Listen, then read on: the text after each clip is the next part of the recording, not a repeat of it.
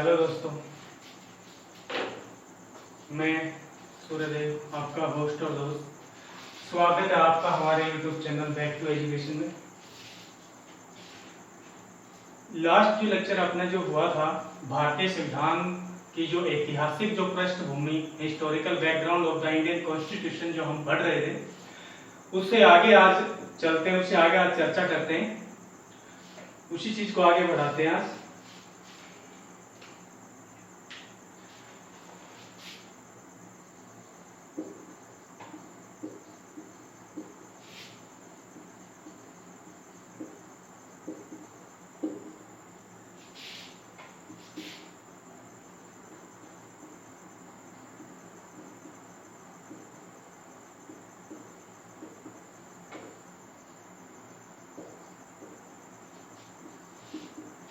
भारतीय संविधान की ऐतिहासिक पृष्ठभूमि, historical background of the Indian constitution, इसी चीज को हम पढ़ रहे थे। हमने जो पढ़ा था वो ब्रिटिश ईस्ट इंडिया कंपनी की स्थापना से हमने स्टार्ट किया था। जो राजलेख जो था 1600 ईस्वी में, उसमें 31 दिसंबर 1600 ईस्वी को कंपनी की स्थापना की गई थी। भारत में आई, उसके बाद उसने राज करना शुरू किया।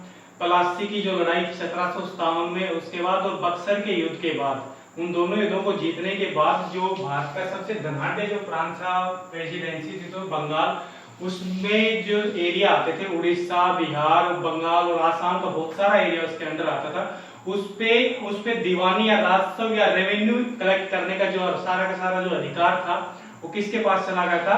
ब्रिटिश ईस्ट इंडिया कंपनी के पास चला गया था। नाम का था कि राजस्व कलेक्ट करेगी, लेकिन वो कर रही थी वहां पे राजनीति भी, ठीक है, प्रशासन भी कंपनी करने लगी थी बक्सर के युद्ध के बाद, क्योंकि वहां पे जो नवाब था वो कठपुतली बन चुका था अंग्रेजों की या ब्रिटिश इंडिया कंपनी की उस समय। उसी चीज को आगे आज हम बढ़ाते हैं। हमने लास्ट टाइम जो किया था, हमने बताया था कि हमने लास्ट टाइम जो पढ़ा था, हमने पढ़ा था कि 1764 में जो बक्सर का जो युद्ध हुआ था, बक्सर का जो युद्ध हुआ था, उसमें अंग्रेजों की विजय हुई थी। अंग्रेजों की तरफ से जो लड़ने वाला जो व्यक्ति था वो कौन था? Lord Clive. लॉर्ड क्लाइव या ब्रिटिश ईस्ट इंडिया कंपनी की इसमें विजय हुई, ठीक है। उसके बाद क्या हुआ? अंग्रेजों ने उसके बाद बंगाल, बिहार और उड़ीसा या पूरी बंगाल प्रेसिडेंसी की दीवानी प्राप्त कर ली, और दीवानी के साथ साथ मैंने बताया कि प्रशासन भी करने लगे थे वो। तो वह उसके बाद क्या होता है, 1765 से और 1772 के बीच में, इन 7 सालों तक अंग्रेजों ने द्वैत तरीके से या गुड जो ड्यूल गवर्नेंस वहां पे स्टार्ट कर दिया बंगाल में।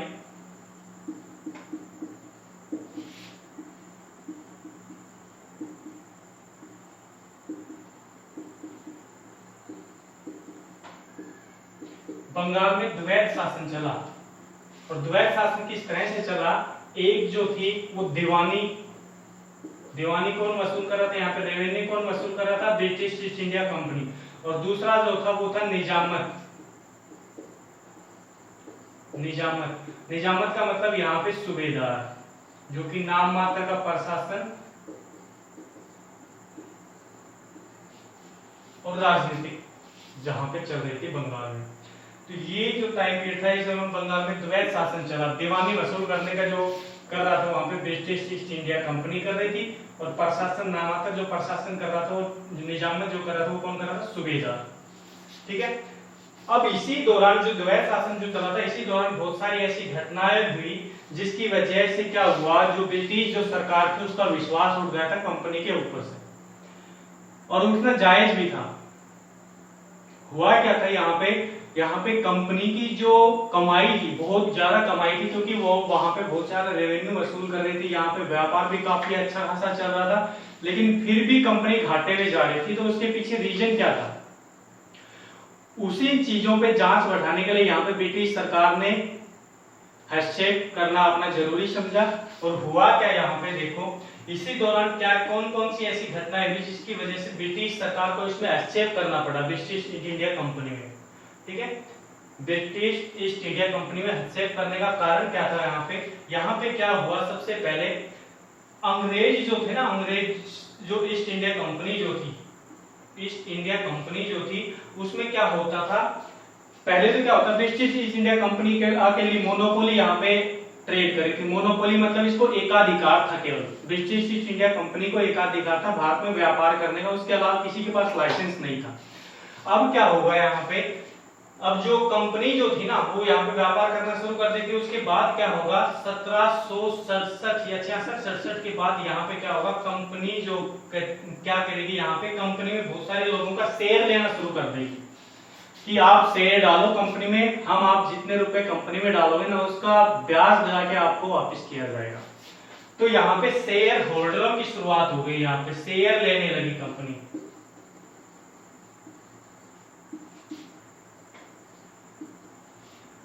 और जो शेयर जो लेने लगी उस पे कंपनी ब्याज देने लगी। पहले 6% ब्याज दे रही है, फिर कुछ दिनों बाद क्या हुआ, और रुपए लाने के चक्कर में 10% ब्याज देने लगी। कुछ टाइम बाद 12.5% तक ब्याज देने लगी यहाँ पे कंपनी। जो भी शेयर होल्डर थे उनको 12.5% तक ब्याज देने लग गई कंपनी।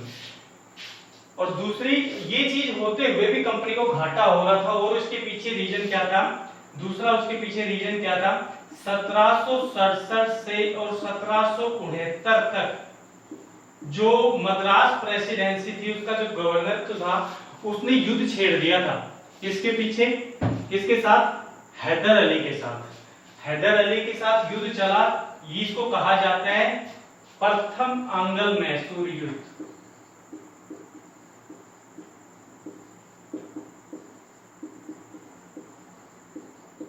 प्रथम आंग्ल मैसूर युद्ध।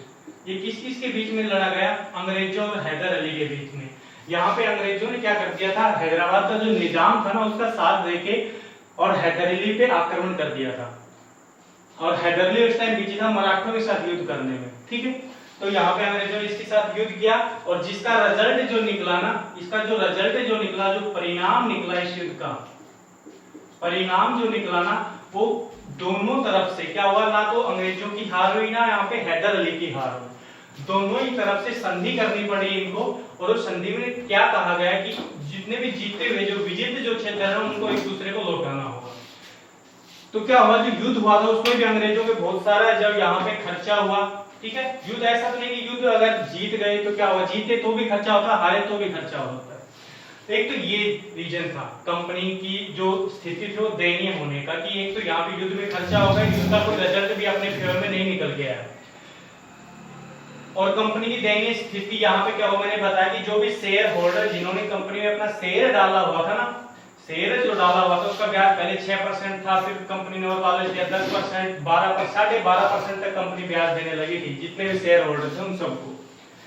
अब क्या हुआ कंपनी, और उसके बाद एक और कंडीशन, एक और स्थिति होती है, वो क्या होती है, एक और जो रीजन था इसके दयनीय होने का, कंपनी का कंगाल होने का, वो क्या था यहाँ पे, जो बंगाल जो अपना स्टेट था ना, बंगाल में अकाल पड़ गया था उस टाइम।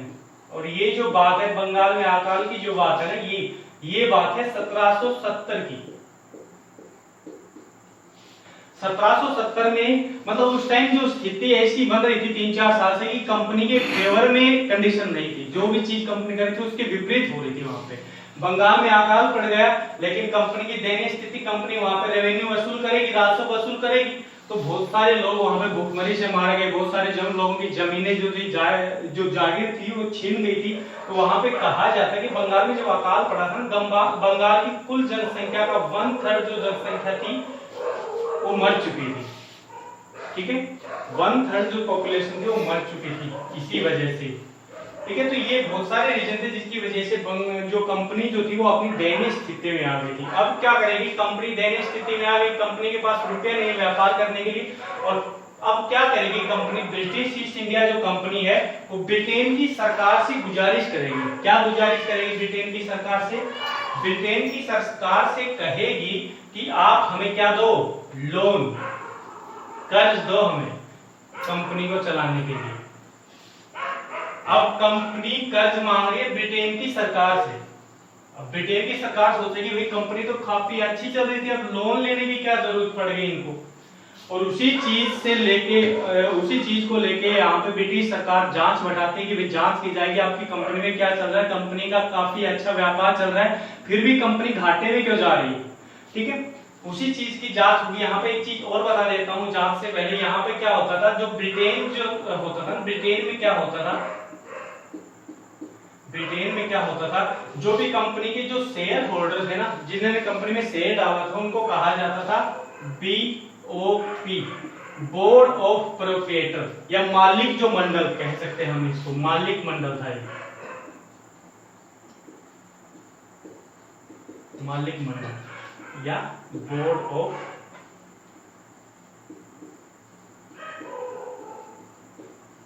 प्रोप्राइटर्स। ये मालिक जो मंडल था, ये वो मंडल था जिन्होंने कंपनी में अपना शेयर डाला हुआ था, उनका एक ग्रुप था जिसको BOP कहा जाता था। अब ये BOP क्या करता था, BOP भी एक कोर्ट का या एक बोर्ड का निर्माण करता था और उसको कहा जाता था BOD। इसका नाम आपने सुना भी होगा पहले भी, BOD, बोर्ड ऑफ डायरेक्टर।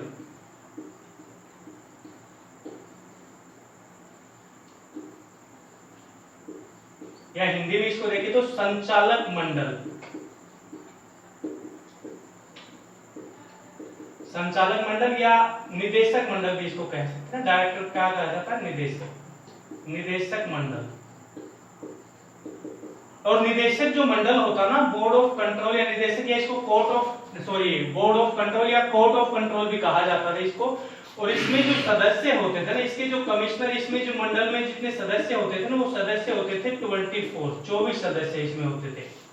और 24 के 24 जो सदस्य होते थे ना, इनकी जो नियुक्ति की जाती थी, यहाँ पे ध्यान देना, इनकी नियुक्ति कौन करता था, BOP, जो मालिक मंडल था वो बनाता था BOD। और इसके 24 के 24 सदस्यों की नियुक्ति की जाती थी BOP के द्वारा।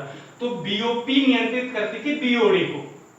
और एक चीज और यहाँ पे देखना, BOD किसको नियंत्रित करती थी भारत में, देखो कंपनी के जो मालिक है वो डायरेक्ट नियंत्रण नहीं करते थे कंपनी पे, उन्होंने एक बोर्ड बनाया था जिसको BOD कहा जाता था। ये बोर्ड में 24 सदस्य होते थे। ये बोर्ड किसको नियंत्रित कर रहे थे भारत में, अमेरिका में, इंग्लैंड में बैठे हुए किसको नियंत्रित कर रहे थे, गवर्नर। जो इंडिया में जो गवर्नर थे ना, जैसे बंगाल का गवर्नर था, मद्रास का गवर्नर था, बम्बई का जो गवर्नर था, उनको कंट्रोल या मॉनिटर कौन कर रहा था, BOD, board of director, governor को कंट्रोल करे। तो इसी तरह से सिस्टम चला हुआ था। लेकिन इस सिस्टम में बहुत सारी जो यहाँ पे कमी जो हुई वो किसकी वजह से, उस चीज पे अपन चर्चा करते हैं। ठीक है, अब यहाँ पे जो ब्रिटेन की जो कंपनी जो दयनीय, जो ब्रिटिश ईस्ट इंडिया कंपनी जो दयनीय स्थिति, उसके पीछे रीजन क्या था, कारण क्या था, उस चीज पे हम चर्चा करते हैं कि क्यों एक्ट लाया गया, जो रेगुलेटिंग एक्ट लाया गया, उसके बाद एक्ट ऑफ सेटलमेंट लाया गया था। ठीक है, उसके बाद पिट्स इंडिया एक्ट आया था, उसके बाद charter act 1793, charter act 1813, charter act 1833, फिर 1853 आएगा, फिर 1858 आएगा। ठीक है, ऐसे चलते जाएंगे। ठीक है, तो उसी चीज पे अभी चर्चा करते हैं, आगे बढ़ाते हैं अपनी क्लास को।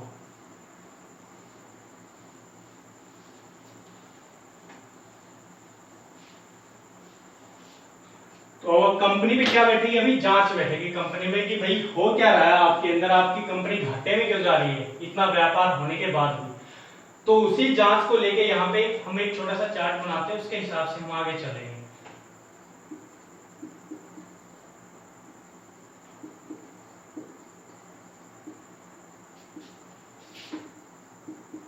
संवैधानिक पृष्ठभूमि, हमारे जो संविधान का जो बैकग्राउंड था वो कहां से लेकर आया। हम दो तरीके से यहाँ पे एक्ट को पढ़ेंगे।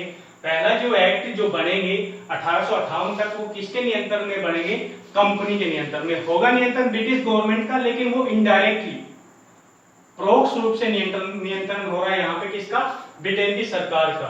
तो कंपनी के अधीन, कंपनी के अधीन संवैधानिक विकास, कंपनी के अधीन संवैधानिक विकास। और ये टाइम पीरियड होगा 1600 ईस्वी से। 1600 ईस्वी से राज ने कहा था पहले, लेकिन रियल में जो शुरू हुआ था 1773 तक हुआ था। अब 1600 ईस्वी से कंपनी का शासन जो होगा भारत में जो होगा वो कब तक होता है, 1858 तक। उसके बाद कंपनी का जो शासन वो ब्रिटेन के हाथों में चला जाता है, ब्रिटेन की महारानी, ब्रिटेन की सरकार के हाथों में चला जाता है 1858 के एक्ट के बाद। दूसरा यहाँ पे हम पढ़ेंगे ब्रिटेन या ब्रिटिश सरकार या ब्रिटेन की महारानी या ब्रिटिश क्राउन, कुछ भी कह सकते हैं, ब्रिटिश सरकार के अधीन, ब्रिटिश सरकार के अधीन संवैधानिक विकास।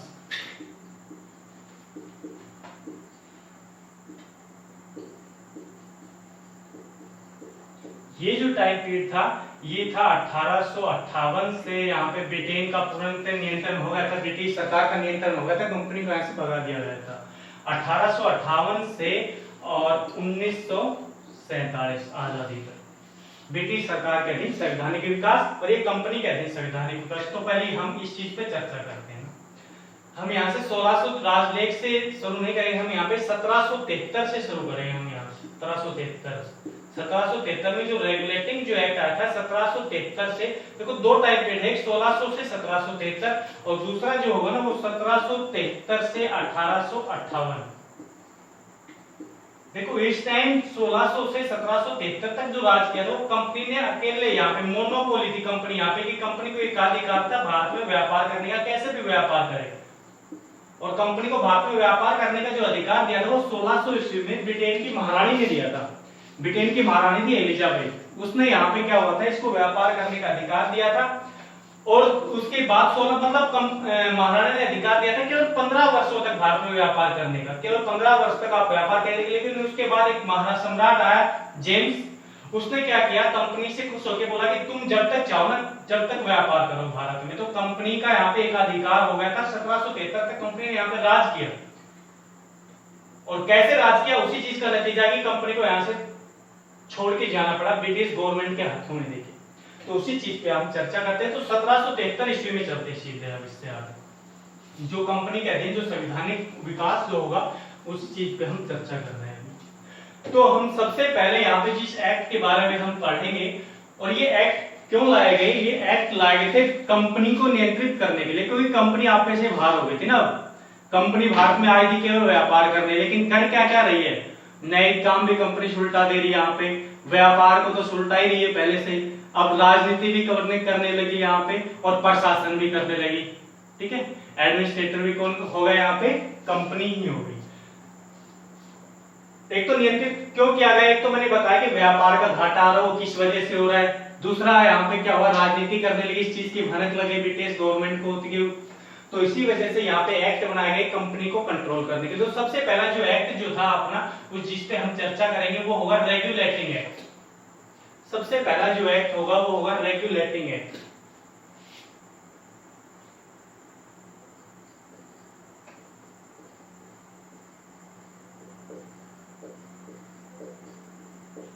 Regulating act 1773।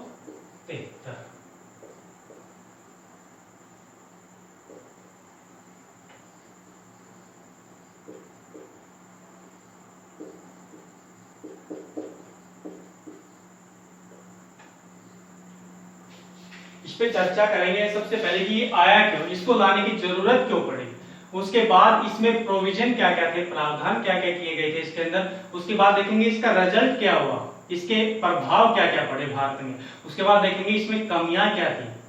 ऐसा क्या हुआ कि इसके कुछ सालों बाद ही, इसके 10-11 साल बाद इसमें सुधार करने शुरू हो गए।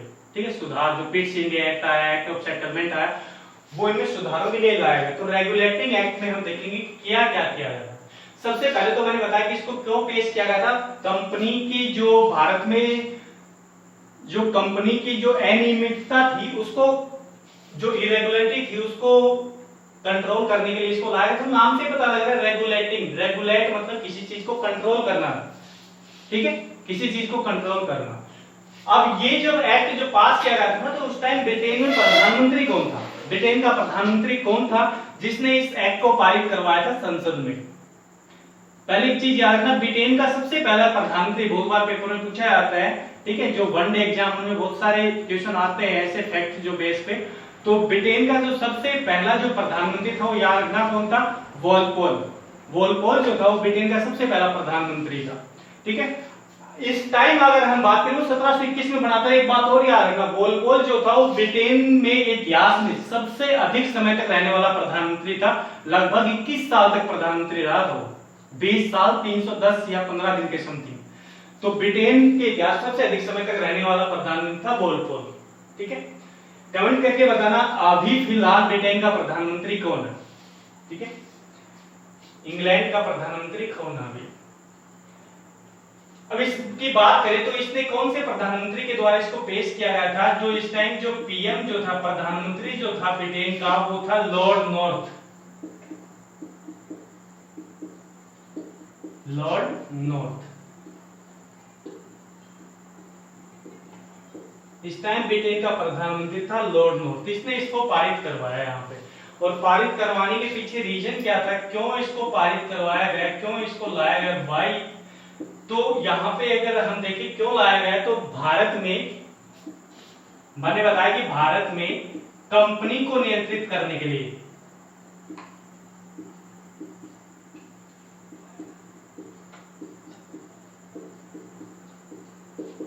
कंपनी को नियंत्रित करने के लिए, ठीक है, याद रखना उस टाइम ब्रिटेन का प्रधानमंत्री था लॉर्ड नॉर्थ। और इसको क्यों लाया गया, भारत में कंपनी को नियंत्रित करने के लिए, कंट्रोल करने के लिए इसको लाया गया, क्योंकि यहाँ पे कंपनी व्यापार के साथ साथ बहुत सारे काम कर रही थी। और कंपनी में ऐसा कोई प्रशासनिक था नहीं कि वहां पे प्रशासन कर सके, तो वहां पे लोगों को इससे परेशानी हो रही थी। इसी वजह से ब्रिटेन में एक कानून बना। और मैं ये भी बताऊंगा कि यहाँ पे ब्रिटेन की सरकार ने इतना क्यों सोचना शुरू कर दिया भारत के बारे में, उसके पीछे भी रीजन था कि भारत के बारे में इतना क्यों सोचना शुरू कर दिया कि यहाँ पे एक्ट बनाने शुरू कर दिए ब्रिटेन की संसद में भारत के लिए।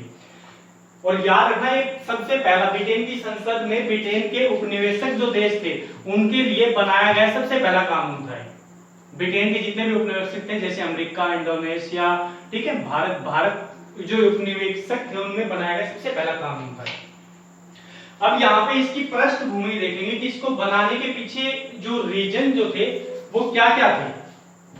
ठीक है, पृष्ठभूमि क्या थी इसकी या बैकग्राउंड क्या था इसका, पृष्ठभूमि क्या थी इसकी, बैकग्राउंड क्या था, क्यों बनाया गया इस एक्ट को।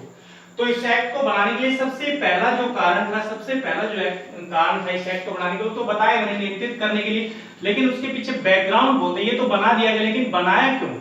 सबसे पहली चीज यहाँ पे जो कंपनी थी उसमें भ्रष्टाचार बहुत ज्यादा हो रहा था। भ्रष्टाचार का मतलब कंपनी को भेजा था व्यापार करने के लिए, सच्चाई है, लेकिन कंपनी के जो कर्मचारी थे ना वो यहाँ पे क्या हुआ, खुद का व्यापार शुरू कर दिया उन लोगों ने। ठीक है, खुद की पॉकेट भरनी शुरू कर दी यहाँ पे। तो ये सबसे बड़ा रीजन था कंपनी का घाटे में जाने का। वो यहाँ से व्यापार करते लेकिन उस व्यापार के पीछे अपना खुद का व्यापार शुरू कर दिया। अब क्या हुआ, ब्रिटेन में सरकार को पता लग रहा है कि भाई जो कर्मचारी है ना वहां पे जो अधिकारी है वो ब्रिटेन में आ रहे हैं बैग में सोना भर भर के, और कंपनी घाटे में जा रही है, इनका माल आ कहां से रहा है। तो ये एक रीजन था इसके पीछे, ये इसका एक बैकग्राउंड था कि भारत में कर्मचारियों में क्या आ गया था, भ्रष्टाचार हो गया था, करप्शन यहाँ पे करने लगे थे लोग। ठीक है, खुद का व्यापार शुरू कर दिया यहाँ पे। ठीक है, दूसरी चीज कंपनी की एक मंशा थी कि भारत में कंपनी के जो अधिकार, कंपनी का जो क्षेत्र है उसका विस्तार किया जाए, क्योंकि अब शुरू तो हो ही गया काम, व्यापार तो इनका काम प्रशासन भी कर रहे हैं, क्यों ना बढ़ाया जाए प्रशासन को। ठीक है, एक दूसरा रीजन ये था। तीसरा जो सबसे बड़ा रीजन जो मैं यहाँ पे मानता हूँ वो क्या है, हम पढ़ेंगे नहीं क्योंकि वन डे एग्जाम में वो क्वेश्चन वहां से आते नहीं, क्वेश्चन क्रांति से क्वेश्चन आते हैं जो कि जिसको हम डिस्कस करेंगे अपनी क्लास में। वर्ल्ड जो हिस्ट्री है वो आती रही है वन डे एग्जाम में, लेकिन वर्ल्ड हिस्ट्री में एक चीज है, अमेरिका की जो क्रांति, अमेरिका भी इसका उपनिवेशक था लेकिन अमेरिका बहुत पहले आजाद हो चुका था। 1776 में अमेरिका की आजादी की घोषणा कर दी थी अंग्रेजों ने। और याद रखना 4 जुलाई 1776 को या 4 जुलाई को अमेरिका की स्वतंत्रता दिवस भी मनाया जाता है 4 जुलाई को। तो 4 जुलाई 1776 को आजाद करने की क्यों जरूरत पड़ी अंग्रेजों को, अंग्रेज कैसे वहां पे मजबूर हो गए कि उनको आजाद करने की जरूरत पड़ी। हुआ क्या था यहाँ पे 1770 से ही वहां पे अमेरिकियों ने विरोध करना शुरू कर दिया था, नाक में दम कर दिया था इन अंग्रेजों को यहाँ पे ब्रिटेन के।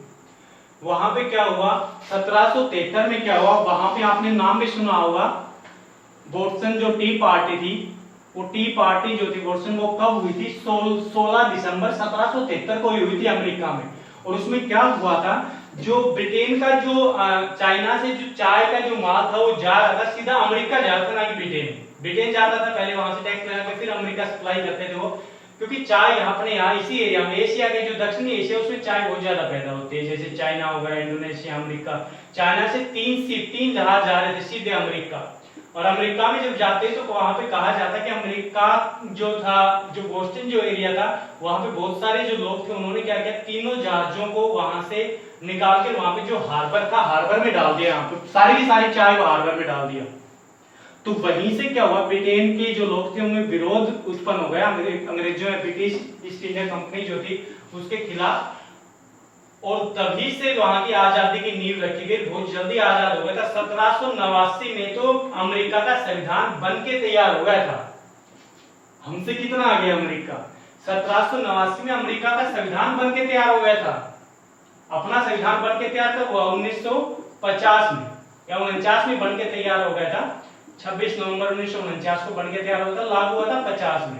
ठीक है, उनका संविधान बन के या लागू हुआ था 1789 में। याद रखना, लिखित संविधान सबसे पहले लागू करने वाला जो देश है वो अमेरिका है, और अमेरिका का सबसे छोटा संविधान, इन पे चर्चा करेंगे आगे जब अपना संविधान का जो विकास टॉपिक जब हम शुरू करेंगे ना, उस टाइम इस चीज पे चर्चा करेंगे। तो यहाँ पे याद रखना, एक ये भी पृष्ठभूमि बनती है इसकी, क्योंकि अंग्रेजों का विरोध करने लगे अमेरिका वाले। अब हम ब्रिटेन की जो सरकार को सोचने लगी, जब अमेरिका में विरोध हो सकता है तो भारत में क्यों नहीं हो सकता?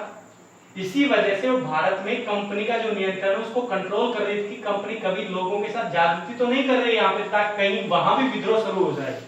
तो ये भी इसका एक पृष्ठभूमि, एक बैकग्राउंड है। इसी वजह से कंपनी यहाँ पे, सरकार यहाँ पे नियंत्रण कर देती है, और आगे चल के ऐसे कानून भी बनते कि भारतीयों की रीति रिवाजों का भी ध्यान रखा जाएगा। ये इन्हीं चीज से कनेक्ट हो रहा है कि अमेरिका में जैसे विरोध हो भारत में ना हो, बस क्योंकि अमेरिका तो हमारे हाथ से गए, कभी भारत ना चला जाए। इसी वजह से एक्ट बनाने की जरूरत पड़ी। तो बहुत सारे इसके पीछे बैकग्राउंड बनते हैं यहाँ पे, पृष्ठभूमि। तो सबसे पहले तो मैंने ये बताया, कर्मचारियों में क्या हो गया? भ्रष्टाचार। कंपनी के जो कर्मचारी थे, कर्मचारियों में क्या आ गया? भ्रष्टाचार, करप्शन हो गया। दूसरा जो चीज थी वो यहाँ पे क्या हुआ, कंपनी में कर्मचारी भ्रष्टाचार आ गया। कंपनी क्या हुआ, अपना अपना कर्मचारी अपने अपना व्यापार करने लगे, अपने अपनी पॉकेट भर के अमेरिका ब्रिटेन लेके जा रहे। ठीक है, उसके बाद मैंने बताया कि जो कंपनी, जो सरकार जो थी ना, कंपनी का क्या कर रही थी यहाँ पे, कंपनी का क्षेत्र भारत में बढ़ाने की मंशा थी इसकी, ब्रिटेन की सरकार की, कि कंपनी का क्षेत्र बढ़ाया जाए। अभी तक तो क्या था, बंगाल, बिहार, उड़ीसा, मद्रास, मुंबई की कंपनी अभी तक क्या व्यापार करें तो उसका क्षेत्र बढ़ाया जाए, एक ये मंशा थी। तीसरी जो बताया यहाँ पे पृष्ठभूमि में, तीसरी जो चीज तो बताई मैंने, अमेरिका वाले बात, अमेरिका में जो चाय की जो क्रांति हुई थी ना, वो इसके पीछे सबसे बड़ा रीजन था ये एक्ट लाने का। ठीक है, पृष्ठभूमि होगी। अब इसके बाद देखते कि इसमें प्रावधान क्या क्या किए गए थे, प्रोविजन क्या थे, क्या क्या चीजें इसमें की गई, उस चीज पे चर्चा करते हैं। यहाँ पे प्रावधान क्या क्या थे, प्रावधान क्या क्या थे, प्रोविजन।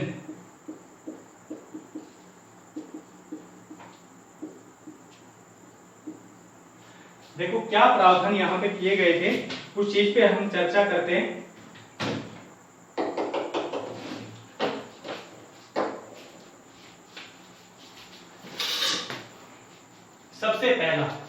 सबसे पहला जो प्रावधान, जो प्रोविजन इसमें किया गया, वो क्या किया गया था कि सेंट्रलाइज किया गया भारत में। इनकी जो जहां से कमांड होती थी सारी चीजें, उस चीज को सेंट्रलाइज किया गया कि हम हर जगह अपना गवर्नर बना रहे, क्यों ना एक ही जगह से उनको नियंत्रित किया जाए।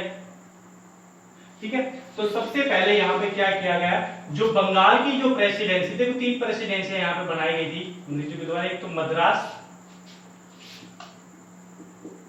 और दूसरी जो थी मुंबई। यहां पे क्या किया गया, जो ये 3 प्रेसिडेंसियां थी ना, यहां पे ये जो प्रेसिडेंसी थी ये तो बंगाल, जो सबसे धनाढ्य मानी जाती थी। उसके बाद यहां पे थी मद्रास,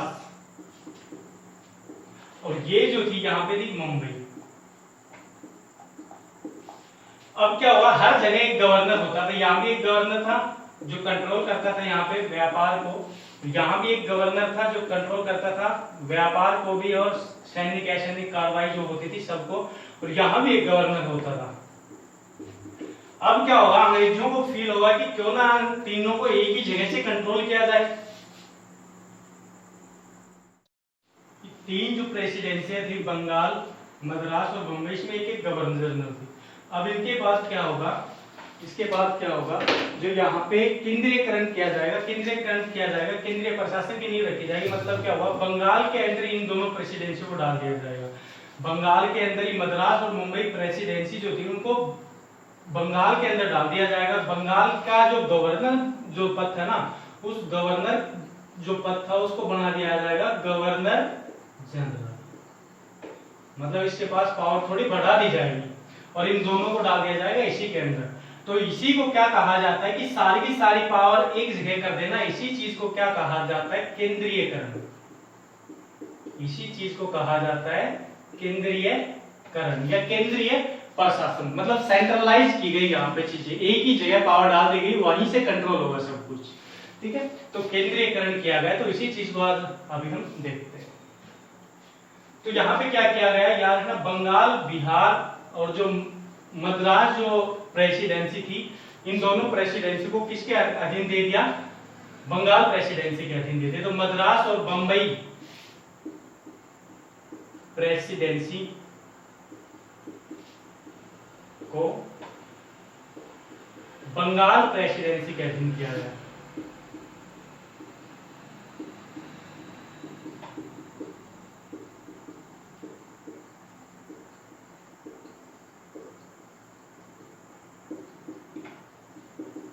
ठीक है, बंगाल प्रेसिडेंसी के अधीन कर दिया।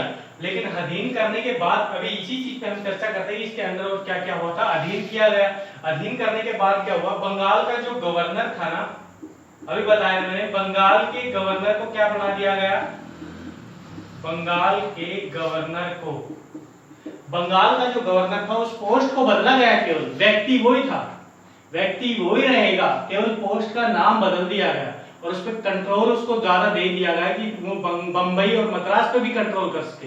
लेकिन होगा क्या, उस पर भी चर्चा करेंगे, यहाँ पे कमियां क्या हुई जिसकी वजह से अगला एक्ट लाना पड़ा सरकार को। तो बंगाल के गवर्नर को क्या बना दिया गया, यहाँ पे गवर्नर जनरल।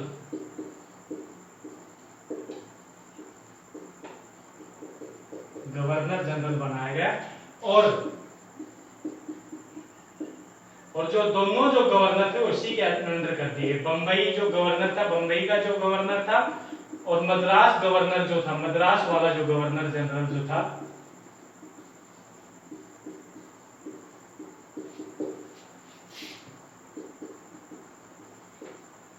उनको अधीन किया गया इसी के अधीन।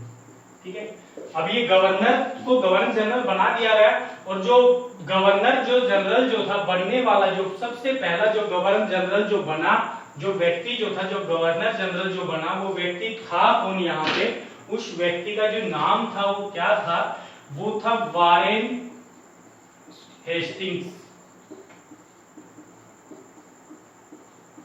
ठीक है, वारेन हेस्टिंग्स वो व्यक्ति था जो सबसे पहले बंगाल का गवर्नर जनरल बनाया गया। तो फिर याद रखना, यहाँ पे यही गवर्नर भी यही था, गवर्नर भी यही व्यक्ति था, गवर्नर जनरल भी यही व्यक्ति था। बंगाल का अंतिम गवर्नर आपसे पूछ लिए कि बंगाल का सबसे अंतिम गवर्नर कौन था, तो भी आंसर यही आएगा। और बंगाल का पहला गवर्नर जनरल पूछ ले तो भी आंसर यही आएगा, क्योंकि मैंने बताया कि पोस्ट का नाम बदला गया, केवल व्यक्ति वही था। ठीक है, तो यहाँ पे याद रखना। अब ये बनाया गया, इसको बना दिया गवर्नर जनरल। अब क्या हुआ, गवर्नर जनरल जो था उसको काम बढ़ाया गया ना, अभी बताया मैंने, उसका काम बढ़ाया गया। बंबई और मद्रास प्रेसिडेंसी उसके अंदर दे दी, काम बढ़ाया गया। तो व्यक्ति एक नहीं रहेगा, व्यक्ति की सहायता के लिए एक टीम बनाई जाएगी ना, व्यक्ति की सहायता के लिए टीम। अब जरूरत भी होगी उसको। अब क्या हुआ, गवर्नर जनरल की सहायता के लिए, गवर्नर जनरल की सहायता के लिए हेल्पिंग हैंड की यहाँ पे किया गया।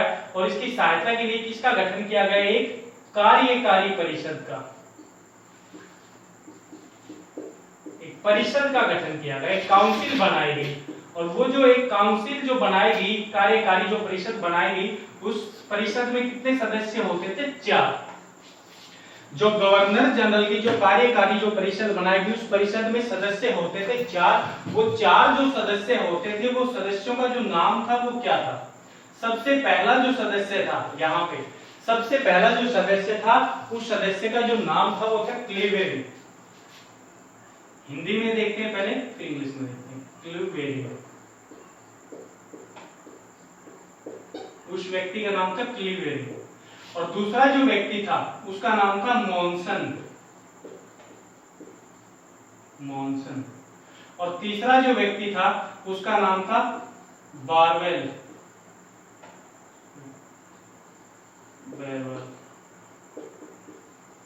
और चौथा जो व्यक्ति था इनके बाद, वो था फिलिप फ्रांसिस। ये 4 व्यक्ति गवर्नर जनरल की जो कार्यकारी परिषद थी उसमें शामिल किए गए। ये 4 व्यक्ति इसमें शामिल किए गए। पहला जो था वो था क्लीवेरिंग, दूसरा जो व्यक्ति था वो मॉनसन, तीसरा जो व्यक्ति था वो बारवेल, और लास्ट जो व्यक्ति था वो था फिलिप फ्रांसिस। ये 4 व्यक्तियों को यहाँ पे गवर्नर जनरल की कार्यकारी परिषद में शामिल किया गया। और इन चारों को क्या किया गया, यहाँ पे कोई भी कानून अगर बनाया जाएगा गवर्नर जनरल के द्वारा, कोई भी प्रस्ताव या कोई भी कानून यहाँ पे लाया जाएगा, उसमें क्या होगा, इनकी सहमति लेनी जरूरी है। गवर्नर जनरल को इनकी सहमति लेनी जरूरी है, मतलब इनके बहुमत से ही कोई यहाँ पे विधेयक या कानून बनाया जाएगा। मतलब यहाँ पे अगर 3 ने एक अगर मत दे दिया, एक ही कानून की तरफ मत दे दिया, तो कानून क्या हो जाएगा, पास हो जाएगा। तो यहाँ पे क्या हुआ, इनको बहुमत की यहाँ पे शक्ति दी गई, या सही की सहमति से कोई भी कानून बनाया जाएगा। चीज याद रखना, ये थी पहला जो प्रोविजन था वो यही था। ठीक है, इसके बाद हम आगे देखते हैं। मद्रास ये बताया कि तीनों प्रेसिडेंसियों में एक के अधीन करके दोनों प्रेसिडेंसियों में बंगाल का गवर्नर जनरल बनाया गया, और बंगाल के गवर्नर जनरल के अधीन एक परिषद बनाई गई। परिषद में 4 सदस्य दिए गए, क्लीवेरिंग, मॉनसन, बारवेल और फिलिप फ्रांसिस। ठीक है, चलो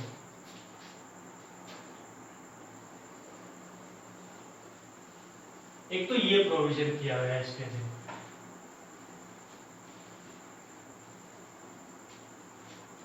दूसरी जो चीज थी, इसी चीज के आधार, इसी चीज वो आधार था इसका, और वो जो थी वो भी मैंने बताया भी था, भारत में केंद्रीयकरण की नींव रखी गई।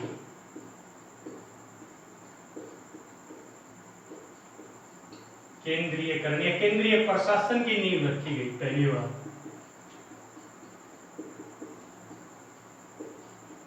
केंद्रीय प्रशासन की नींव, मतलब केंद्रीय प्रशासन की नींव कैसे रखी गई, मैंने बताया था कि 3 प्रेसिडेंसियां थी। तीनों प्रेसिडेंसियों जो थी, उन दोनों प्रेसिडेंसी जो थी मद्रास और मुंबई, उनको किसके अधीन किया गया, बंगाल प्रेसिडेंसी के अधीन कर दिया। और बंगाल प्रेसिडेंसी मतलब सेंट्रलाइज करके इन चीजों को एक ही जगह से कंट्रोल होगी, यही था केंद्रीयकरण। ठीक है, याद रखना है चीज। भारत में केंद्रीयकरण की नींव रखी गई रेगुलेटिंग एक्ट के तहत। तीसरी जो चीज यहाँ पे, तीसरी चीज इस पे हम आपकी चर्चा करनी है, तीसरी जो चीज है जिस पे हमें अभी चर्चा करनी है वो क्या होगी, यहाँ पे याद रखना एक सुप्रीम कोर्ट बनाया गया कोलकाता में। कोलकाता में क्या बनाया गया, सुप्रीम कोर्ट बनाया गया। और कोलकाता का जो सुप्रीम कोर्ट जो बनाया गया, वो जो था सुप्रीम कोर्ट, उसका गठन कैसे किया गया, अभी उस चीज पे हम चर्चा करते हैं। तीसरी जो चीज थी यहाँ पे,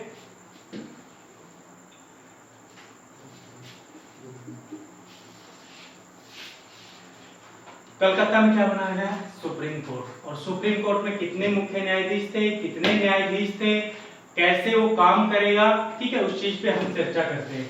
तो कलकत्ता में किसका गठन किया गया, एक सुप्रीम कोर्ट का गठन किया गया। कलकत्ता में कहां पे सुप्रीम कोर्ट स्थापित किया गया, जो मैंने लास्ट लेक्चर में हम जिसने जिक्र किया था, फोर्ट विलियम नाम का जो किला था, वहां पे सुप्रीम कोर्ट की स्थापना की गई।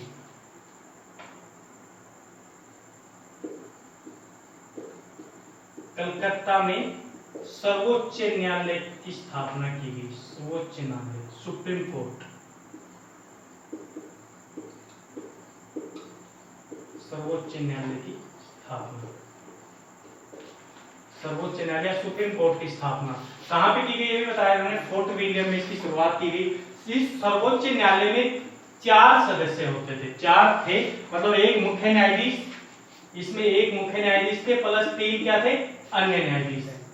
यहाँ पे जो मुख्य न्यायाधीश तो होता था इसका नाम था एलिजा एम्फे। यहाँ पे जो मुख्य न्यायाधीश जो था, चीफ जस्टिस जो होता था इस कोर्ट के अंदर, उसका जो नाम था वो था एलिजा एम्फे, एलिजा एम्फे, एलिजा एम्फे। बाकी जो 3 जो अन्य न्यायाधीश थे वो कौन कौन थे, यहाँ पे 3 अन्य जो न्यायाधीश थे, एक था चैम्बर्स, एक था लिमेस्टर, और तीसरा जो व्यक्ति था वो था हाइड। चैम्बर, लिमेस्टर और हाइड, इनको मिला के क्या बनाया गया, एक सुप्रीम कोर्ट बनाया गया। अब सुप्रीम कोर्ट बनाया गया, इनको मिला के सुप्रीम कोर्ट, याद रखना सुप्रीम कोर्ट की जो स्थापना हुई थी वो कब हुई, सुप्रीम कोर्ट की स्थापना हुई 1774 में। सुप्रीम कोर्ट की स्थापना की गई 1774 ईस्वी में, मतलब, और जो स्थापना जो हुई थी ना वो कौन से एक्ट के तहत हुई थी, रेगुलेटिंग एक्ट के तहत। मतलब रेगुलेटिंग एक्ट में कहा गया था कि कलकत्ता में सुप्रीम कोर्ट बनाया जाएगा, लेकिन स्थापना हुई 1 साल बाद 1774 में सुप्रीम कोर्ट की स्थापना की गई। अब सुप्रीम कोर्ट की जो स्थापना की 1774 में, याद रखना इससे पहले जो न्यायिक जो चीजें होती थी वो मेयर कोर्ट के अंदर होती थी, इससे पहले मेयर कोर्ट होते थे इंडिया में। अब ये बना सुप्रीम कोर्ट कलकत्ता में, लेकिन ये रहा कब तक सुप्रीम कोर्ट भारत में, याद रखना ये सुप्रीम कोर्ट जब जब तक रहा था तब तक भारत में कलकत्ता में एक हाई कोर्ट ना बन गया। और कलकत्ता में जो हाई कोर्ट बना, भारत का सबसे पहला उच्च न्यायालय, बहुत बार पेपर में पूछा जाता है कि भारत का सबसे पहला उच्च न्यायालय कौन सा था, तो भारत का जो सबसे पहला जो उच्च न्यायालय था वो था कलकत्ता हाई कोर्ट, जिसकी स्थापना की गई थी। जो इंडियन हाई कोर्ट जो एक्ट था 1861 के तहत 1862 में इसकी स्थापना की गई। तो याद रखना यहाँ पे एक छोटा सा पॉइंट अलग से, ये इस एक्ट का नहीं है, लेकिन यहाँ पे बहुत सारे एग्जाम में यहाँ से रैंडमली क्वेश्चन बन जाता है कि भारत का सबसे पहला हाई कोर्ट कहाँ पे स्थापित किया गया था, तो याद रखना कोलकाता में। तो यहाँ पे एक छोटा सा नोट करके हम लिखेंगे कि 1774 से 1862 तक, 1774 से 1862 तक भारत का जो सबसे बड़ा कोर्ट था, भारत का जो सबसे बड़ा जो कोर्ट था वो था supreme court, supreme court of India, supreme court of India. ये जो हमने जो न्यायालय जो अभी जो स्थापना की गई 1774 में, जिसकी स्थापना की थी सुप्रीम कोर्ट ऑफ जुडिशल, ये सबसे बड़ा कोर्ट था, ठीक है, जो सर्वोच्च न्यायालय जिसकी स्थापना की कब तक, 1862 तक। लेकिन मैंने अभी बताया कि 1862 में भारत में एक और कोर्ट बना जिसका नाम था कलकत्ता हाई कोर्ट। तो कलकत्ता हाई कोर्ट की स्थापना की गई 1862 में, कलकत्ता हाई कोर्ट। तो कलकत्ता हाई कोर्ट बनने के बाद याद रखना इसका डिजोल्व हो गया था, इसमें कलकत्ता हाई कोर्ट में विलय हो गया था। वो बनने के बाद सबसे याद रखना भारत का सबसे पहला हाई कोर्ट था कलकत्ता हाई कोर्ट। स्थापना कब हुई, 1862 में, इंडियन हाई कोर्ट एक्ट के तहत। जो हाई कोर्ट एक्ट पास हुआ था 1861 में, उसके तहत, और उसी के तहत 2 और हाई कोर्टों की स्थापना हुई थी। लेकिन डेट के हिसाब से देखें तो सबसे पहला हाई कोर्ट था कलकत्ता हाई कोर्ट, ठीक है। और उसके बाद अगर देखें तो 15 अगस्त 1862 को 2 और हाई कोर्ट की स्थापना की गई, बंबई हाई कोर्ट और मद्रास हाई कोर्ट, ठीक है। चलो आगे बढ़ते हैं, अपना जो अगला जो प्रोविजन है उस पर चर्चा करते हैं। ये चीजें थी तो कलकत्ता जो रेगुलेटिंग एक्ट जो आया था उसमें इन चीजों का वर्णन किया गया था। और ये सब किस लिए किया गया था, भारत में कंपनी की जो पावर थी उसको कम करने के लिए और कंपनी पे नियंत्रित करने के लिए, ठीक है। उसके बाद जो तीसरी जो चीज हम यहाँ पे जो देखेंगे वो क्या किया गया, तीसरी जो चीज थी वो क्या थी, जो भारत में तीसरी चीज थी जो इस एक्ट के तहत जो हुई वो क्या हुई, कंपनी के जो कर्मचारी थे, कि मैंने लेक्चर शुरू किया तो उस टाइम बताया था मैंने कि कंपनी के कर्मचारी निजी व्यापार शुरू कर दिया हम लोगों ने। निजी व्यापार मतलब कंपनी का घाटा हो रहा है, उनकी जेब भरी जा रही है, तो निजी व्यापार, क्योंकि भ्रष्टाचार बढ़ गया था। और दूसरी चीज रिश्वत लेने लगे थे वो, ठीक है, करप्शन हो गया था और भारतीय लोगों से उपहार लेना शुरू कर दिया था उन्होंने। जो थे ना कंपनी के जितने भी कर्मचारी थे सारे रिश्वतखोर हो गए थे, भ्रष्टाचार बढ़ गया था कंपनी में। अब क्या होगा, कंपनी के भ्रष्टाचार को कम करने के लिए जो ब्रिटिश सरकार थी वो यहाँ पे एक्ट लेके आएगी, वो था रेगुलेटिंग एक्ट। तो बहुत सारे ऐसे इसके पीछे बैकग्राउंड थे जिसकी वजह से एक्ट लाना पड़ा था। तो सबसे पहले यहाँ पे जो कंपनी जो थी ना, यहाँ पे कंपनी के जो कर्मचारी थे, कंपनी के कर्मचारियों का यहाँ पे क्या किया गया, निजी जो व्यापार था, निजी व्यापार पर रोक लगाई गई।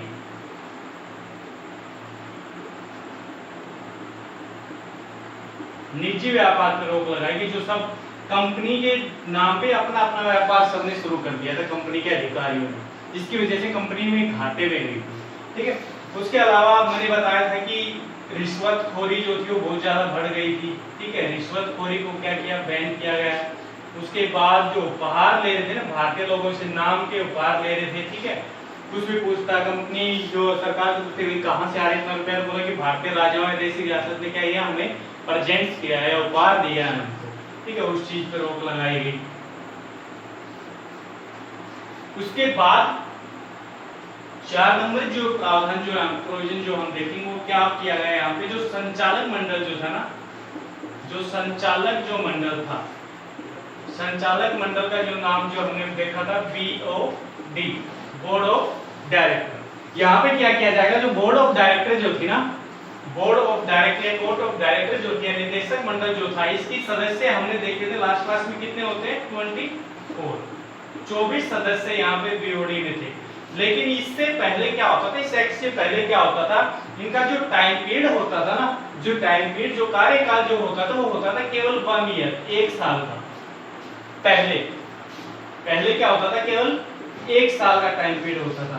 अब क्या किया गया है यहाँ पे, इनका जो कार्यकाल जो था ना वो बढ़ा के कितना कर दिया गया, बढ़ाकर कर दिया गया कितना, 4 वर्ष, 4 वर्ष कर दिया गया। लेकिन एक चीज यहाँ पे की गई कि प्रत्येक 1/4 सदस्यों का यहाँ पे क्या कर दिया जाएगा, 1/4 सदस्यों को हटाया जाएगा, या उनका टाइम पीरियड हो जाएगा 1/4 सदस्यों का 1 वर्ष में, और 1 वर्ष में 1/4 नए सदस्य इसमें डाले जाएंगे। समझ रहे हो ना मैं क्या कह रहा हूँ, टाइम पीरियड था 4 वर्ष का, लेकिन 4 वर्ष में क्या किया जाएगा, जो 24 सदस्य है ना, 24 का 1/4 मतलब 6 सदस्य प्रत्येक 1 वर्ष बाद हटाए जाएंगे, या इनका टाइम पीरियड पूरा हो जाएगा, 6 नए सदस्य ऐड किए जाएंगे। ये प्रोसेस इसमें किया गया, तो ये भी इसका एक प्रावधान था।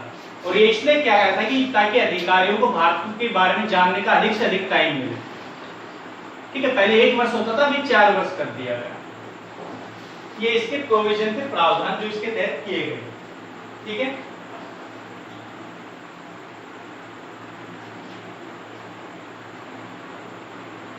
आगे देखते हैं।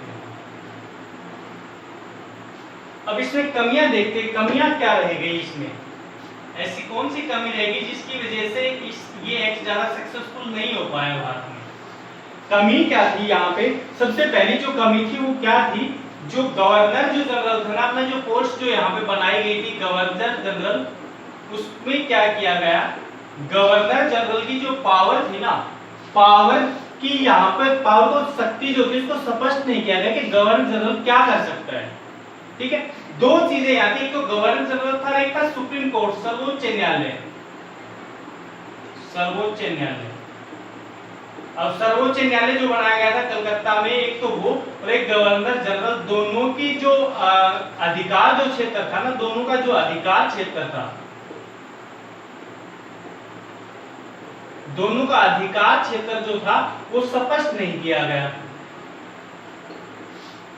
कि भाई कौन किसमें कितनी पावर है। तो अब क्या होगा, दोनों में टकराव की स्थिति पैदा हो गई यहाँ पे कि गवर्नर, सुप्रीम कोर्ट किसी को रिपोर्ट या किसी के खिलाफ अगर अर्जी लगाए, उस पे अगर दंड देना चाहे तो उसको गवर्नर जनरल रोक देता था। मतलब दोनों में क्या हुआ, यहाँ पे टकराव शुरू हो गया।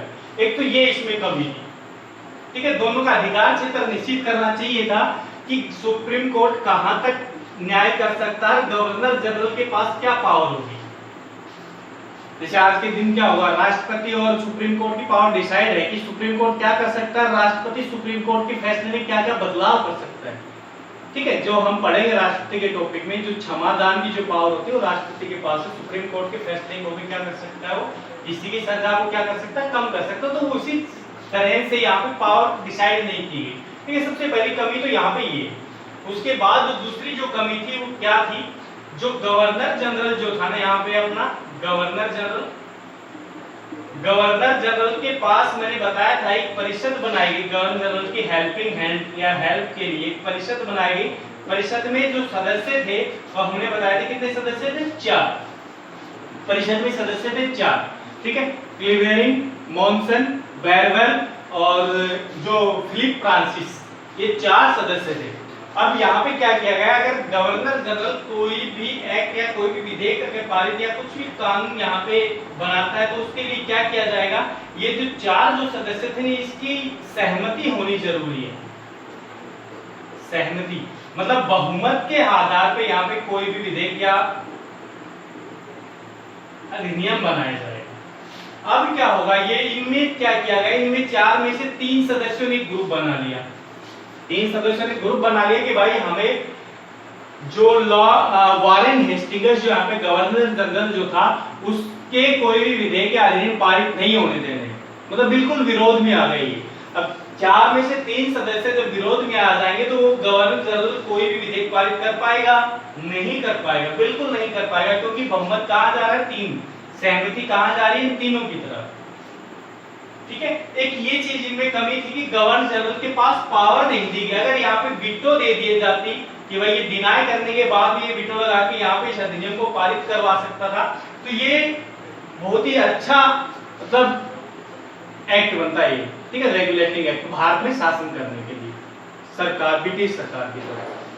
ठीक है, ये 2 चीज इसमें, ये 2 चीजों की यहाँ पे कमी, जिसको आगे चल के क्या किया जाएगा, सुधारा जाएगा। गवर्नर जनरल सर्वोच्च न्यायालय के अधिकार क्षेत्र को स्पष्ट किया जाएगा और यहाँ पे इसकी पावर भी बढ़ाई जाएगी, जिसके आगे अपना जो एक्ट आएगा उसमें हम इसके बारे में डिस्कस करेंगे।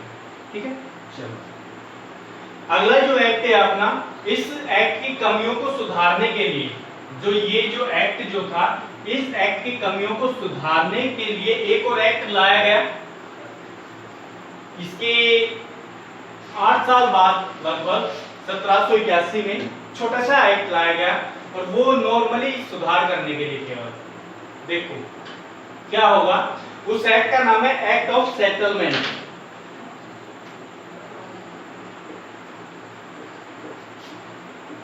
Act of settlement, act of settlement.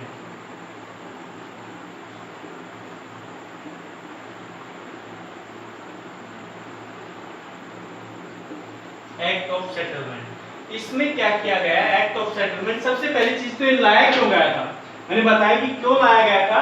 जो अपना रेगुलेटिंग जो एक्ट था, रेगुलेटिंग जो एक्ट था अपना, रेगुलेटिंग एक्ट की कमियों को सुधारने के लिए।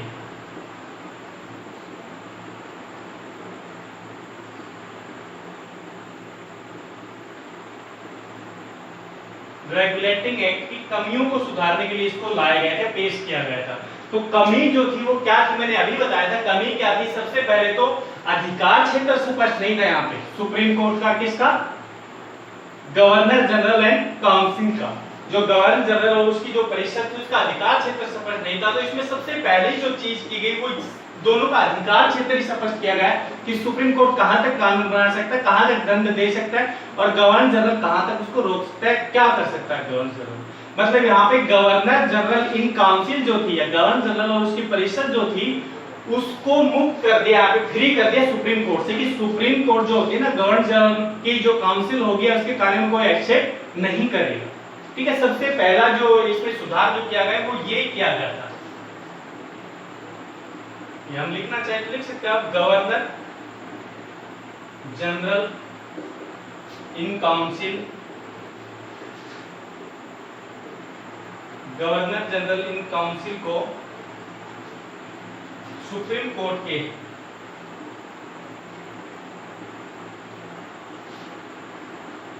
अधिकार क्षेत्र से मुक्त किया गया या अधिकारिता से मुक्त किया गया। ठीक है, ये इसमें सबसे मेन चीज थी जो इसमें की गई सेटलमेंट है। और इसी को संशोधनात्मक अधिनियम भी कहा जाता है, याद रखना। इसी अधिनियम को आल्सो क्या कहा जाता है? संशोधनात्मक अधिनियम।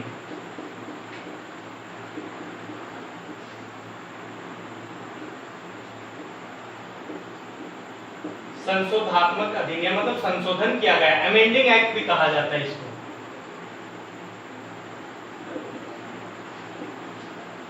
अमेंडिंग एक्ट भी कहा जाता है इसी को, एक्ट ऑफ सेटलमेंट। ठीक है, एक तो ये चीज की गई थी, एक और चीज यहाँ पे छोटी सी की गई थी। वो क्या की गई थी? जो कलकत्ता की जो सरकार थी ना, अभी तक क्या होता था, सुप्रीम कोर्ट केवल कलकत्ता तक ही अपना सुनवाई कर सकता था। क्या हुआ, उड़ीसा, बंगाल और बिहार जो थे पूरे एरिया पे उसका वर्चस्व स्थापित हो गया था। इसके बाद अब इसी एक्ट के बाद एक और एक्ट, इसमें ज्यादा सुधार नहीं कर पाई थी यहाँ पे ब्रिटिश सरकार। इसके बाद एक और एक्ट आएगा, पिट्स इंडिया एक्ट, उसी के बारे में भी अभी डिस्कस करते हैं। तो याद है एक्ट ऑफ सेटलमेंट किस लिए लाया गया था? रेगुलेटरी एक्ट की जो कमियां थी उसको सुधारने के लिए लाया गया था। सबसे पहली जो कंपनी सुधारी गई वो क्योंकि गवर्नर जनरल यहाँ पे काम नहीं कर पा रहा था, सुप्रीम कोर्ट काम नहीं कर पा रहा था, तो उसका अधिकार क्षेत्र यहाँ पे स्पष्ट किया गया था। सबसे पहला काम यही किया गया था। अगला जो एक्ट है अपना जिसके बारे में अभी चर्चा करते हैं वो है पिट्स इंडिया एक्ट। तो यहाँ पे याद रखना, मैंने बताया था कि जो रेगुलेटिंग जो एक्ट था ना, रेगुलेटिंग एक्ट के समय ब्रिटेन का जो प्रधानमंत्री था वो कौन था? Lord north. ठीक है, अभी जो पिट्स इंडिया जो एक्ट हम पढ़ेंगे उस टाइम ब्रिटेन का जो प्रधानमंत्री था उसके बारे में देखते हैं। एक चीज और देखेंगे यहाँ पे दो व्यक्तियों का नाम और मिलता है, एक था डंडास और एक था फोक्स। ठीक है, उनके बारे में भी चर्चा करते हैं कि क्या थे, कहां से। एक्ट का जो नाम करना है, अपना जो एक्ट जो अभी हमें डिस्कस करना है वो पिट्स इंडिया है, Pitt's India act.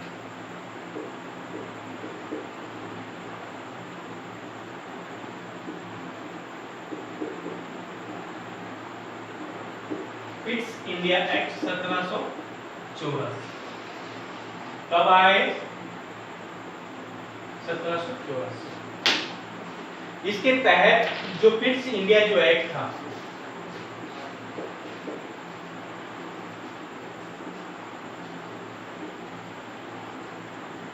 Pitt's India act जो था 1784, उसके तहत क्या क्या गया? उस टाइम प्रधानमंत्री क्या था, उसमें प्रावधान क्या क्या थे, प्रधानमंत्री कौन था, प्रावधान क्या क्या थे, उन सब पे चर्चा करते हैं। देखिए, पिट्स इंडिया एक्ट जब पारित किया गया उस टाइम ब्रिटेन का जो प्रधानमंत्री था, ब्रिटेन का जो प्रधानमंत्री था वो था Pitt the younger.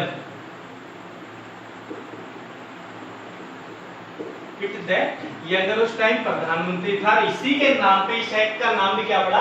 Pitt's India act. ठीक है, इसी के नाम पे। यहाँ पे याद रखना, ब्रिटेन के इतिहास का, ब्रिटिश इतिहास का सबसे कम उम्र का प्रधानमंत्री बनने वाला जो व्यक्ति था वो ये था, पिट द यंगर। नाम से पता लग रहा है यंगर। ठीक है, और ब्रिटिश या इंग्लैंड का सबसे पहला जो प्रधानमंत्री था वो था वॉलपोल। ठीक है, रेगुलेटिंग एक्ट के समय प्रधानमंत्री कौन था? Lord north.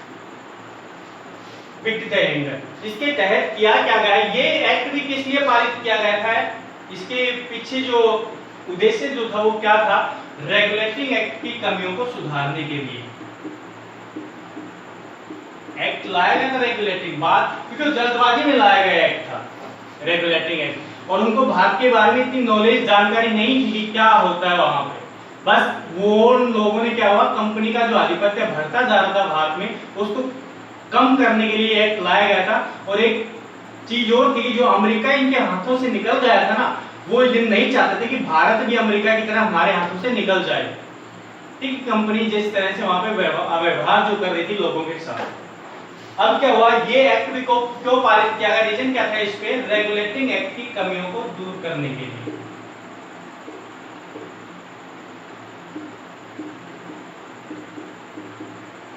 रेगुलेटिंग एक्ट की कमियों को दूर करने के लिए,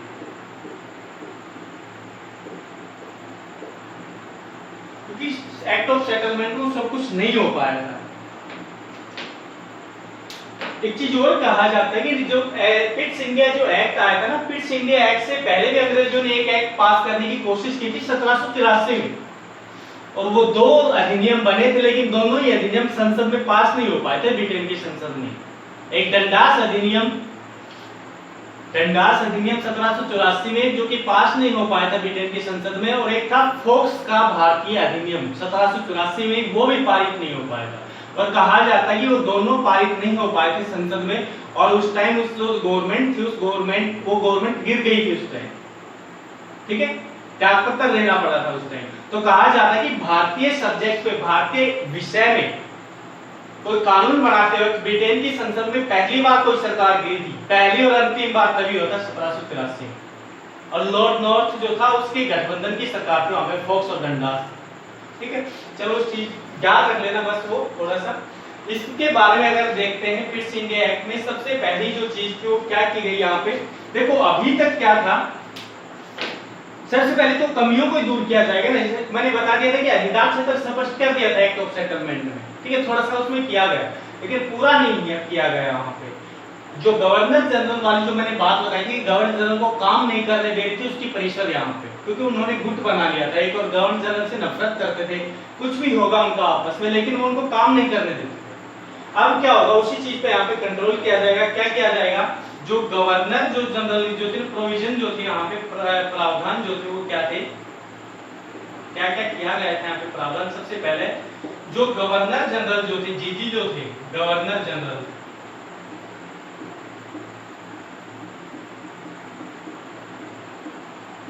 गवर्नर जनरल की जो काउंसिल थी या परिषद थी, वो 4 से घटा के कितनी कर दी गई, सदस्य संख्या 3 कर दी गई। एक जो व्यक्ति 4 से घटा के यहाँ पे कितनी कर दी गई, 3, ताकि अब ज्यादा ग्रुप ना बना सके, 3। और यहाँ पे क्या कर दिया गया, गवर्नर जनरल को एक वीटो पावर भी दे दी गई। यहाँ पे वीटो पावर एक अलग से डिसाइड करने के लिए मत दे दिया गया, अलग से अपना अगर बहुमत किसी तरफ करना तो अपना मत दे सकता है, ठीक है। यहाँ पे गवर्नर जनरल की थोड़ी पावर यहाँ पे क्या की गई, बढ़ाई गई, ठीक है। तो इसके परिषद के सदस्यों की संख्या 4 से घटा के कितनी कर दी गई, 3 कर दी गई। सबसे पहले ये इसमें प्रावधान किया गया। तो यहाँ में गवर्नर जनरल की परिषद की पहली बार संख्या कब घटाई गई थी, पिट्स इंडिया एक्ट में। दूसरी चीज यहाँ पे क्या की गई, जो अब तक क्या होता था, जो बोर्ड ऑफ जो डायरेक्टर थी, जो संचालक जो मंडल था, वही वहां पे क्या अभी तक क्या संभाला था, व्यापार संभाला था। उसको भेजा वो बहुत पहले से भारत में व्यापार जो संभाल रहा था वो बीओडी संभाल रहा था, क्योंकि मैंने बताया था फर्स्ट लेक्चर में कि जो बीओपी थी ना, बीओपी जो थी, चलो यहाँ पे बताता हूँ, बीओपी जो थी, बोर्ड ऑफ प्रोप्राइटर जो थे, मालिक मंडल था, जो वो नियुक्ति किनकी करता था, बीओडी की। बीओडी देखो, बीओपी जो थे वो शेयर होल्डर थे, जिनमें कंपनी में जिनका शेयर था, जैसे 500 पाउंड हो गए, 1000 पाउंड। यहाँ पे इसमें ये भी किया गया पिछले एक्ट में कि 1000 पाउंड वाले यहाँ पे क्या कर सकते हैं, बीओडी के सदस्यों को चुन सकते हैं, और बीओडी वाले कंट्रोल करते थे भारत में गवर्नर, ठीक है। ये 24 सदस्य थे। तो इनमें क्या करते थे, ये व्यापारिक भी संभाल रहे थे, बाद में राज और प्रशासन भी यही कर रहे थे, ठीक है, क्योंकि तब तक कंपनी जो ब्रिटिश जो सरकार थी इसका यहाँ पे एक्सेप्ट नहीं हुआ था। अब क्या होगा, धीरे धीरे करके बीओडी के जो कार्य यहाँ पे वो छीने जाएंगे। तो यहाँ पे क्या किया गया था, पहली बार याद रखना, बीओडी के कंपटीशन में एक और यहाँ पे बोर्ड बनाया गया, और वो जो बोर्ड था वो किस लिए बनाया गया है, बीओडी के कार्यों को कम करने के लिए, इसकी पावर को भारत में कम करने के लिए। और वो जो बोर्ड बनाया गया, वो बोर्ड जो था वो कौन सा था, बीओसी, बोर्ड ऑफ कंट्रोल।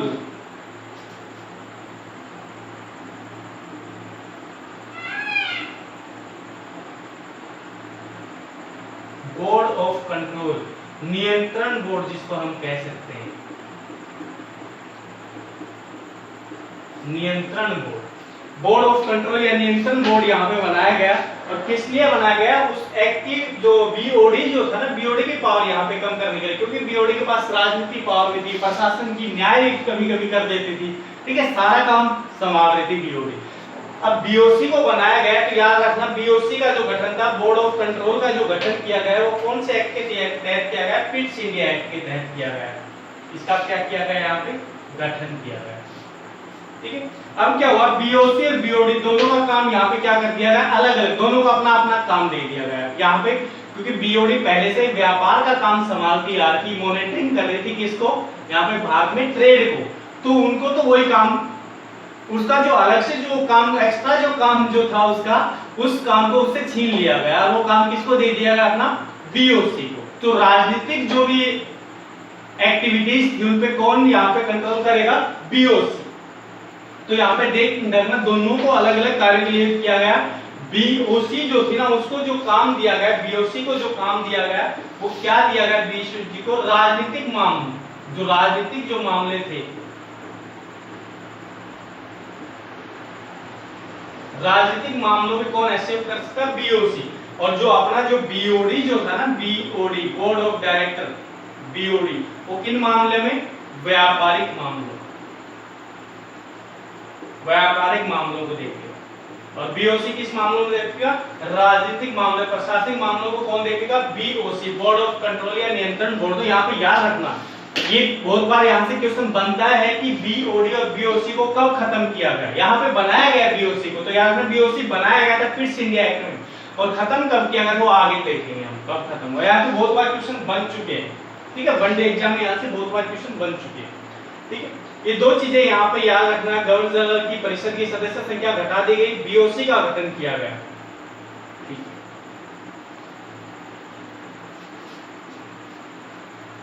इसके बाद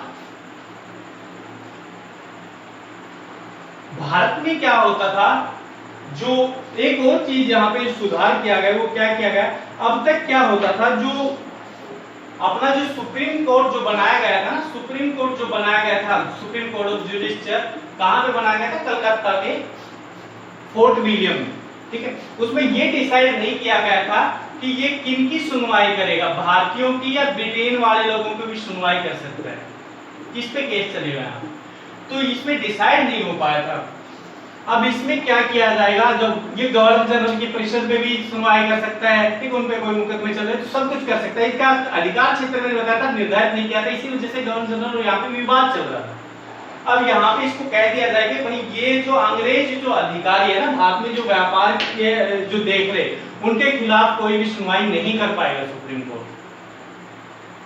उनकी सुनवाई होगी कहां पे? ब्रिटेन में अलग से कोर्ट बनाया गया है इसके लिए। तो याद रखना, इसी एक्ट के तहत, पिट्स इंडिया एक्ट के तहत, अंग्रेज अधिकारियों के विरुद्ध कार्रवाई या सुनवाई करने के लिए ब्रिटेन में अलग से कोर्ट बनाया गया था।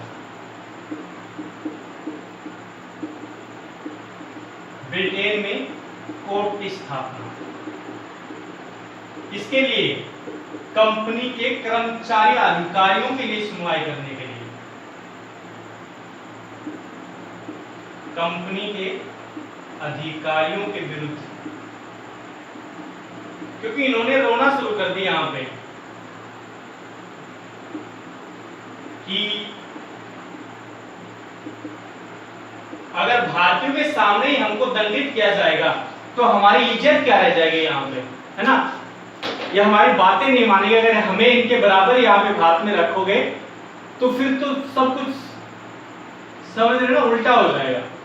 तो इसी वजह से यहाँ पे सुप्रीम कोर्ट से अधिकार छीन लिया गया और ये दे दिया गया ब्रिटेन में कोर्ट अलग से बनाया गया जो कंपनी के अधिकारियों के विरुद्ध सुनवाई करेगा।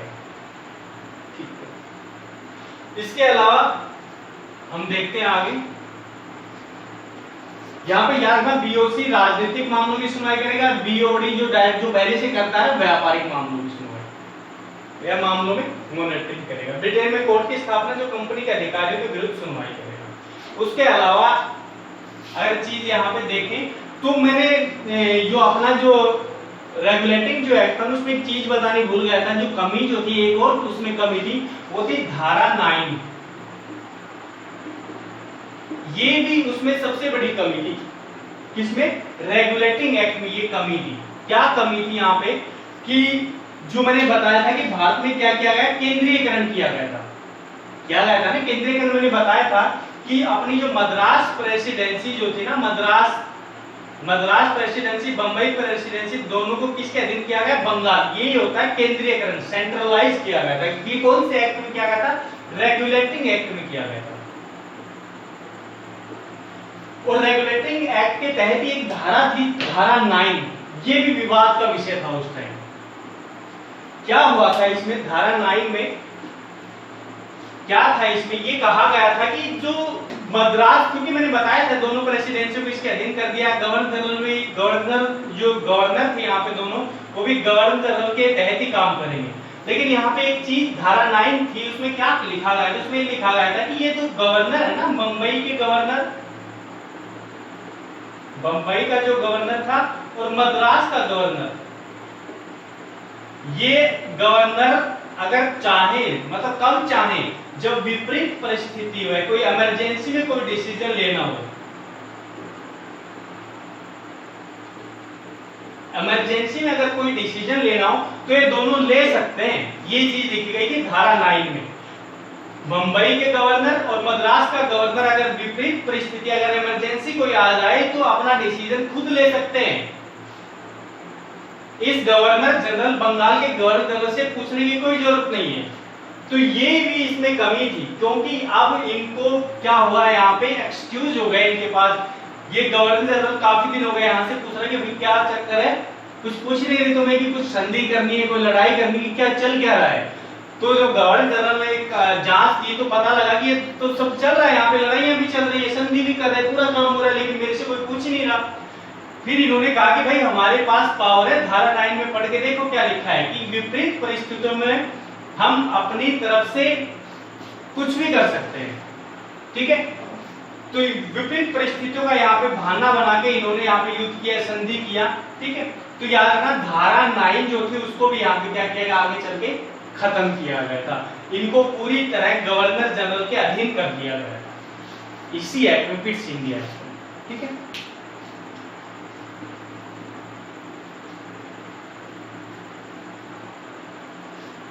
चलो आज का खत्म होता है, नेक्स्ट लेक्चर मिलते हैं। जय हिंद, जय भारत।